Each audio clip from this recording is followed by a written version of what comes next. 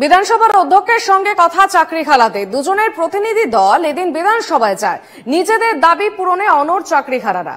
অধ্যক্ষ সহযোগিতার আশ্বাস দিয়েছেন। সাক্ষাতের পর দাবি চাকরিহারাদের ওয়েমার মিরর কপি ইমেজ প্রকাশ, যোগ্য তালিকা প্রকাশ, এসএসসি নতুন নিয়োগের নোটিশ বাতিল সহ একগুচ্ছ দাবি দাওয়াতে সরব চাকরিহারারা। অধ্যক্ষের সঙ্গে কথা চাকরিহারাদের। স্পিকারের সঙ্গে সাক্ষাতের পরই এমনটাই দাবি করেছেন চাকরিহারারা। ওয়েমারের মিরর কপি ইমেজ প্রকাশ, যোগ্য তালিকা প্রকাশের দাবি জানিয়েছেন তারা। এসএসসি নতুন নিয়োগের নোটিশ বাতিল সহ একগুচ্ছ দাবি দাওয়া নিয়ে সরব হয়েছেন চাকরিহারাদের একাংশ। আজ দুজনের প্রতিনিধি দল তারা বিধানসভায় গিয়েছিলেন। নিজেদের দাবিতে অনড় একেবারে রয়েছেন চাকরিহারাদের একাংশ। বিধানসভায় অধ্যক্ষের সঙ্গে কথা বলেছেন তারা।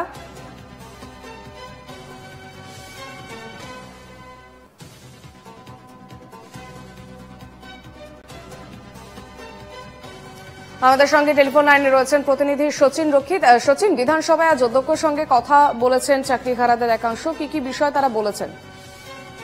দেখো, তাদের যে বেশ কয়েকটি দাবি ছিল, মূলত তারা প্রথম দিন থেকে যে দাবিগুলি তুলে আনছিলেন, সরকারের সামনে বারংবার রাখার চেষ্টা করেছিলেন, একাধিকবার বিক্ষোভ দেখেছেন, সেই দাবিগুলোকে সামনে রেখেই কিন্তু আজকে যারা 2016 সালে যারা শিক্ষকরা ছিলেন, যাদের সুপ্রিম কোর্টের নির্দেশে চাকরি চলে গিয়েছে, তারা আজকে জমায়েত করেছিলেন আকাশবাণী ভবনের সামনে।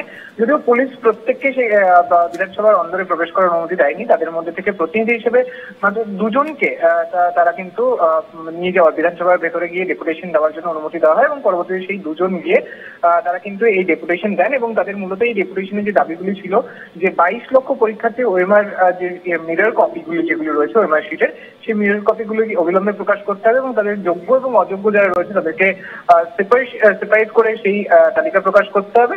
এবং তার সঙ্গে সঙ্গে রাজ্যকে যে আইনি বিষয়গুলি রয়েছে, যে কিভাবে আইনি পদক্ষেপ নিয়ে তাদের যে প্রথম দিন থেকে তারা যে জয়েন করেছিল সেই বিষয়গুলোকে এস্টাবলিশ করে সেই বিষয়গুলোতে নজর দিতে হবে রাজ্যকে। এবং তারা যেটা জানান যে স্পিকারের সঙ্গে তাদের এই বিষয়ে গোটা বিষয়ে কথা হওয়ার পরে স্পিকার কিন্তু তাদেরকে যথেষ্ট সহানুভূতির সঙ্গে তাদের বিষয়টি দেখেছেন বলেই চাকরিহারা শিক্ষকরা ডেপুটেশন শেষে জানিয়েছেন। এবং তারা জানিয়েছেন যে তাদেরকে সোমবার এই গোটা বিষয়টি নিয়ে কি বলেছেন শোনাবো।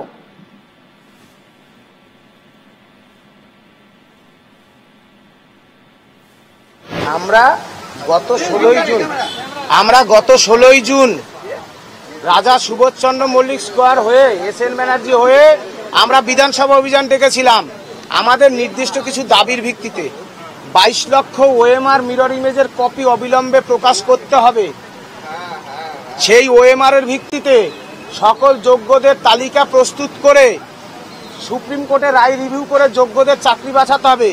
এবং যে গত 3 তারিখ 3রা এপ্রিল সুপ্রিম কোর্টের যে রায়, সেই রায়কে অগ্রাহ্য অমান্য করে রাজ্য সরকার যে বেআইনি নোটিশ দিয়েছে সেই নোটিশ বাতিল করতে হবে, প্রত্যাহার করতে হবে এবং বিধানসভার জরুরি অধিবেশন ডাকতে হবে। সেই দাবিতে আমরা মাননীয় স্পিকার মহোদয়ের কাছে আজকে এসেছিলাম।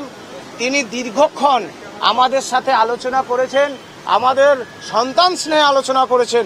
আমরা অত্যন্ত খুশি তিনি আমাদের সামনেই মাননীয় চিফ হুইপ নির্মল ঘোষ মহোদয়কে ব্যাপারটা দেখার জন্য বলেন।